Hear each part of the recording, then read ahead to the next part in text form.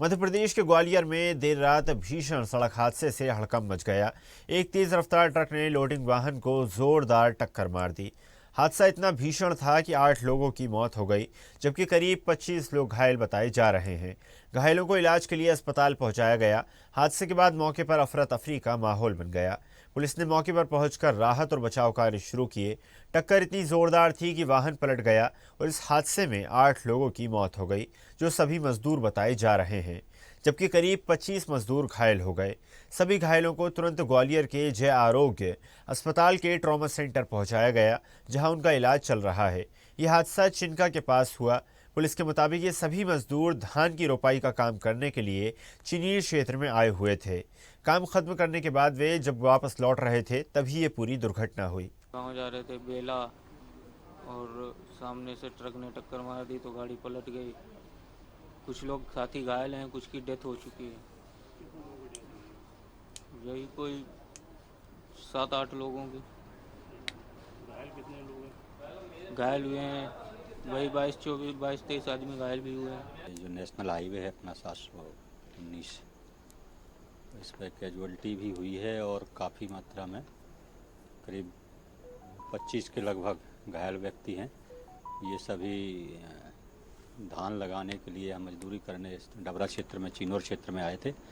वहाँ से वापस घर जा रहे थे तो ट्रक से एक्सीडेंट हुआ है। अभी हम उसी में लगे हुए हैं। इनको अभी बहुत लोगों की पहचान, उनके परिजनों से संपर्क नहीं हो पा रहा है। इनकी इलाज अच्छे से अच्छा हो जाए इसी में। गाँव जा रहे थे बेला।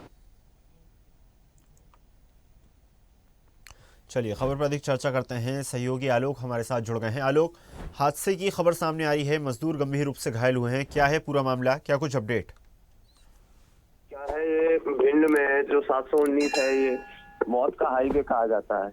इसमें आए दिन कई मौतें ऐसी होती रहती हैं और वैसा ही एक हादसा हुआ है जिसमें क्या है कि लोडिंग वाहन और ट्रक के बीच में आमने सामने भिड़ंत हुई है, जिसमें 8 लोगों की दर्दनाक मौत हुई है और लगभग 25 लोग घायल हैं। आलोक, तो ये पहला मामला था इस महीने का, इस हफ्ते का, या फिर इस प्रकार के अन्य मामले भी लगातार सामने आते रहते हैं? और अगर लगातार सामने आते रहते हैं तो कहीं ना कहीं प्रशासन को, सरकार को इस हाईवे को लेकर संज्ञान लेना चाहिए।